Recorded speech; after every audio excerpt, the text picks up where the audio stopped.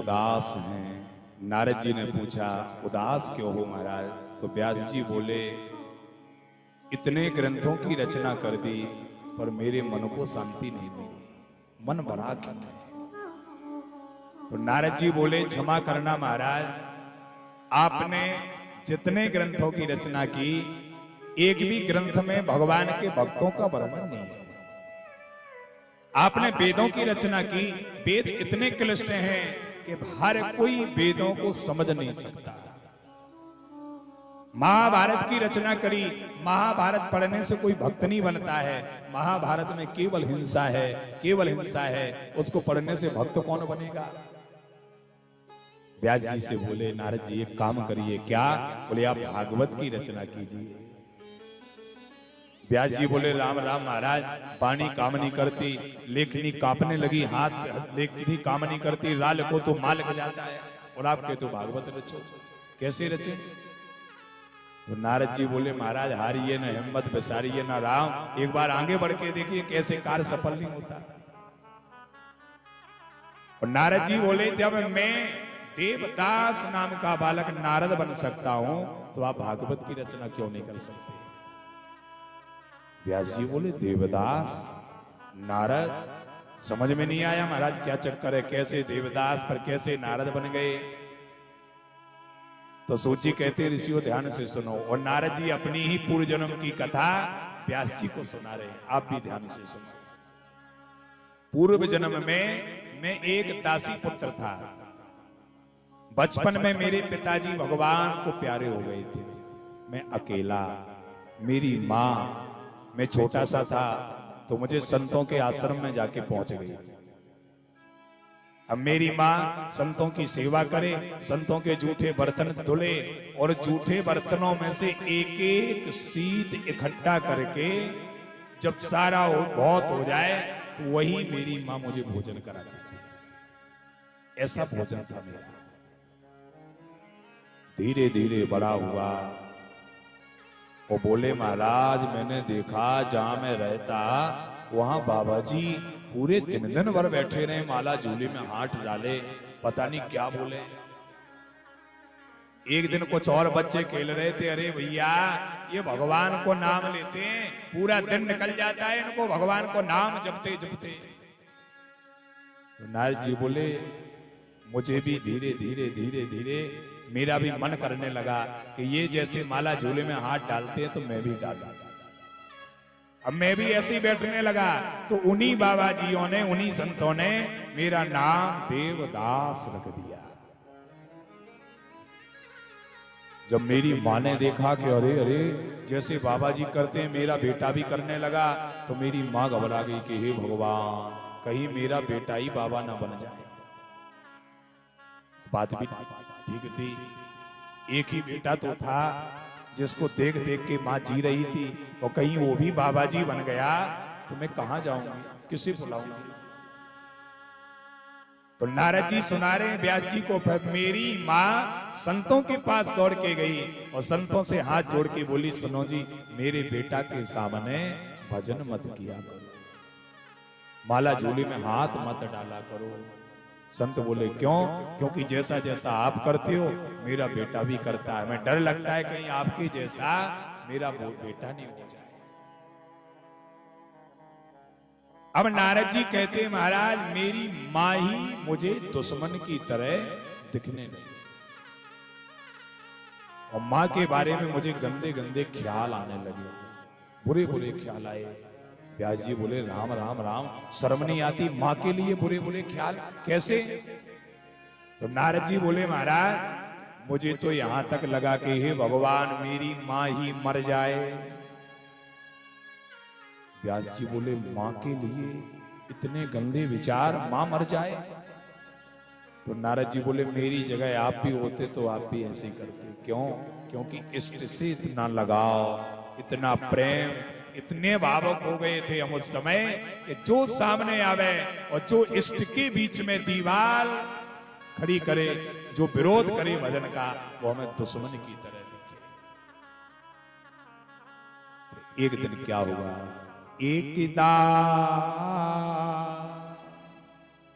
एक बार एकिदान सिगाम हंती दोहंती निसिगाम पथि और कालो दशस पदस पृष्ठा कृपणा काल तबोदिता। एकदा यानी एक बार मेरी मैया दोहंती निसगाम पति गैया दोहने के लिए जा रही थी। हरी हरी घास थी तो रास्ते में क्या हुआ, बोले कालो दशस पदस पृष्ठा, एक काला सर्प आया और काले सर्प ने मेरी मैया के पांव में अपना फन मार दिया, मानो डस लिया। धड़ाम से मेरी मैया गिरी। कुछ बच्चे वहां खेल रहे थे, दौड़ के आए, देवदास देवदास भैया जल्दी चलो, आपकी मैया को सर्प ने डस लिया। और नारद जी कहते महाराज जैसे ही मैं मैया के पास पहुंचा तब तक तो मेरी मां के मुख पर फंसू कर रखा था, तब तक तो मेरी मां भगवान को प्यारी हो चुकी थी। अब नारद जी कहते मैं बहुत रोया, सिर पटक पटक के रोया। तो व्यास जी को बोलने का मौका मिल गया, क्यों रोए, अब क्यों नाटक कर रहे हो, अभी अभी कह रहे थे मां मर जाए, अब मां मर गई तो ढोंग कर रहे हो, नाटक कर रहे हो रोने का। तो नारद जी बोले बात ऐसी नहीं है, बात यह है कि जब मां चली गई तब मां को हमने समझे, मां को समझ पाया कि मां क्या होती है। जब तक मां थी तब तक अब मां को नहीं समझ पाए। आज मां मर गई तो अब पता चला कि जीवन में मां का क्या महत्व है, जीवन में मां की क्या महिमा है। एक मां ही तो है जो मना मना के 2-4-10 बार भोजन करा दिया करती है। एक मां ही है जो भोजन के लिए तुम्हारी पिटाई भी कर देती है। एक मां है जो तुम्हारे हित के लिए, तुम्हें कहां तक जाने के लिए हर मर्यादा तोड़ देती है, तुम्हें लक्ष्य प्राप्त कराने के लिए। अब कोई मनाने वाला नहीं रहा, अब मां चली गई। घर की शोभा बुजुर्गों से है, माता पिता से है। जिस घर में बुजुर्ग नहीं है, माता पिता नहीं है, वो घर सूना सूना सा लगता है। ऐसा लगता है कि यहाँ का दायित्व जो था वो सब लुट गया, यहाँ कोई बचा नहीं। ध्यान से सुनना, जिस घर में बुजुर्गों का साया ना हो, जिस घर में बड़ों की छत्र छाया ना हो, कभी अनुभव करके देख लेना, 2 दिन के लिए घर में बूढ़े बुजुर्ग कहीं चले जाएं तो उस घर में सूनापन सा छा जाता है। 2 दिन के लिए तुम्हारे माता पिता बुजुर्ग घर के छोड़ के कहीं चले जाएं तो तुम्हें कैसा लगता है, अजीब सा लगने लगता है। कब आए, कैसा लग रहा है। उनके बिना कोई तुम्हें जगाने वाला नहीं है, उनके बिना तुम्हें कोई भोजन कराने वाला नहीं है, उनके बिना कोई तुम्हारा ख्याल करने वाला नहीं है। तुम्हारे जीवन का अगर सब कुछ कोई है तो वो तुम्हारे माता पिता है, बुजुर्ग है।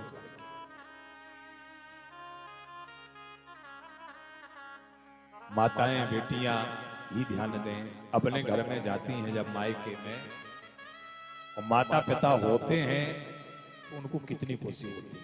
भले भाई को खुशी हो, भाभी को खुशी हो, लेकिन जो माता पिता की खुशी है वो अवर्णनीय है, उसका वर्णन नहीं किया जा सकता, वर्णन नहीं कर सकता कोई। एक माँ अपनी खुशी दर्शा देती है और एक पिता अपने हृदय में उस खुशी को छुपाए रहता है। मेरी बेटी आई है, मेरी बेटी है, कितना अद्भुत भाव रहता है। और जिस दिन उस बेटी के माता पिता चले जाएं, उस दिन उस घर में ये हाल हो जाता है, बोले तुम आओ तो आओ, जाओ तो जाओ, फिर तुम्हारा कोई आना जाना लेना देना नहीं रहता। एक गर्व है, एक स्वाभिमान हर बेटी को अपने माता पिता पर रहता है। उसके पति के घर में थोड़ा सा अनबन हो जाए, थोड़ा सा कुछ भी हो जाए तो कुछ देर के लिए तो माता पिता के ऊपर ऐसा भाषण दे देती है घर में, उनके दम पर, उनके भरोसे पर, कि वो किसी से नहीं डरती, क्योंकि उसके माता पिता अभी जिंदा है, उसके माता पिता ने उसे सम्मान रखा। इसलिए माता पिता का सम्मान करो। जीवन में सबसे बड़ी, हमारे जीवन के लिए सबसे बड़ी उपलब्धि है हमारे माता पिता। और जीते जी सम्मान ना कर पाए, मरने के बाद अगरबत्ती दिखाने लगे, बड़ी बड़ी फोटो टांग दिए, कोई मतलब नहीं है। अरे मरने के बाद तो तुम एक बार भी याद मत करो, कोई जरूरी नहीं है। जब तक है उनका सम्मान करो, जब तक है तब तक उन्हें समझो तो ये हमारे माता पिता हैं, इनकी प्रतिभा हमारे जीवन में क्या है। आज नारद जी बोले मैं बहुत रोया जब मां चली गई। पिता तो पहले ही चले गए थे, पिता का तो साया पहले ही समाप्त हो चुका था। एक मां दोनों दायित्व निभा रही थी, पिता का भी और अपने आप का भी, दोनों जवाबदारी निभा रही थी। आज वो भी चली गई। अब क्या था? बोले संस्कार किया मां का, चरणों गोविंद के चरणों में तो मन लगा ही था। तुरंत मैंने बाबा जी का आश्रम घर द्वार छोड़ के और जंगल में चला गया। बोले अकेला प्राणी क्या करता, मन मर्जी का हो गया, अब इसे कोई रोकने वाला नहीं है, इस पर कोई दया करने वाला नहीं बचा, इसको कोई समझाने वाला नहीं रहा। नारद जी बोले जब आश्रम से मैं निकला तो किसी ने हमसे ये नहीं कहा कि बेटा जंगल में हिंसक जानवर रहते हैं। अब तब और मां याद आई, मां होती तो एक पग हमें कहीं रखने नहीं देती, एक पग नहीं बढ़ने देती।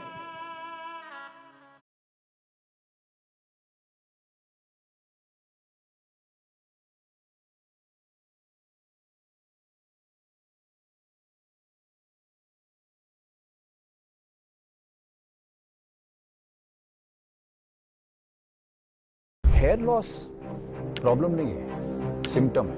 It's your body's way of saying there is something off. इसीलिए तो त्राया बना है।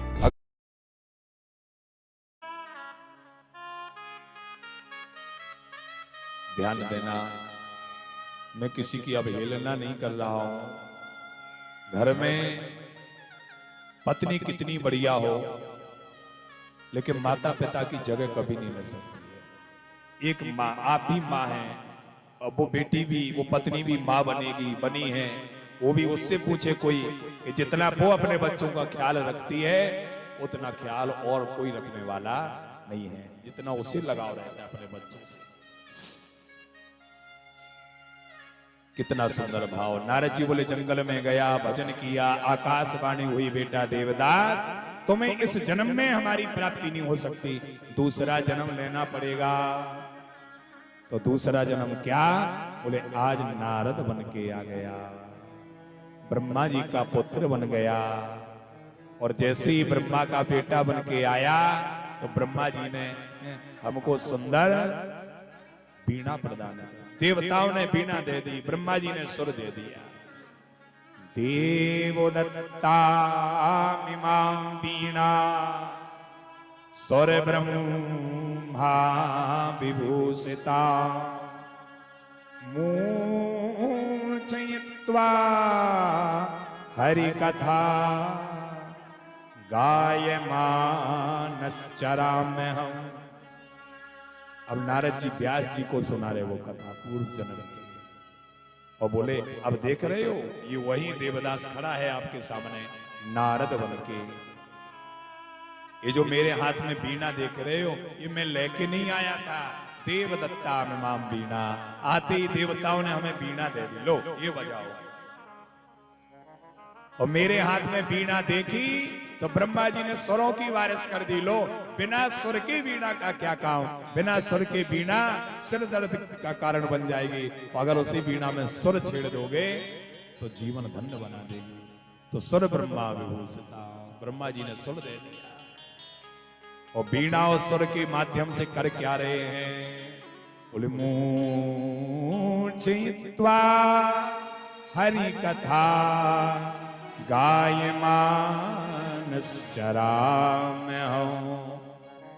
ऐसी कथा गाते हैं अब हम वीणा से कि मूर्छयित्वा, बोले श्रोता तो मूर्छित हो जाता है, भावक हो जाता है। मूर्छयित्वा हरि कथा गायमानश्चराम्यहम्, चराचर में ये कथा गा रहे हैं। तो नारद जी ने अपना पूर्व जन्म क्यों सुनाया? क्योंकि व्यास जी का मनोबल बढ़ जाए, व्यास जी के अंदर से शक्ति आ जावे कि जब देवदास नाम का बालक नारद बन सकता है तो आप भागवत क्यों नहीं रच सकते। ताकत बन गई। और नारद जी ने 4 श्लोक दिए। अहमेवा समेवाग्रे नान्यद सद सत्परम और पश्चात हम यदि तच्चा योग शिष्येत सोसमय हम ऋतेर्यत प्रतीयेता ना प्रतीयेत चात्मनि तद विद्यादाय तो माया यथा भासो यथा तमा। 4 श्लोक दिए और यही 4 श्लोक व्यास जी ने 18,000 श्लोक में बदल दिए। 335 अध्याय 12 स्कंद 18,000 श्लोक परमहंसों की संहिता बना करके तैयार कर दी व्यास जी। यह है संतन के संग को प्रभाव। व्यास जी तो नहीं तो हार खा के बैठ ही गए थे, वो तो हार खा चुके थे कि अब क्या करूंगा। और जब संतन को संग मिलो, नारद जी जैसे संत मिले, तो व्यास जी अपने आप प्रफुल्लित हो गए और ऐसा ज्ञान दिया कि आज वो ज्ञान की गाथा हम और आप सब गा रहे हैं और श्रवण कर रहे हैं। अभी वेदों के मंत्र सुनाने लग जाए किसी के पल्ले नहीं पड़ेंगे। वेदों के अर्थ ऐसे गूढ़ार्थ हैं, हर किसी के पल्ले नहीं पड़ेंगे। तो नारद जी ने ये ग्रंथ दिया, बोले ये सबको समझ में आएगा, सब इसका राग रागनी के अनुसार आनंद लेंगे। तो तेरा राम जी करेंगे बिना पार उदासी मन काहे को करे तेरा। राम जी करेंगे बेड़ा पार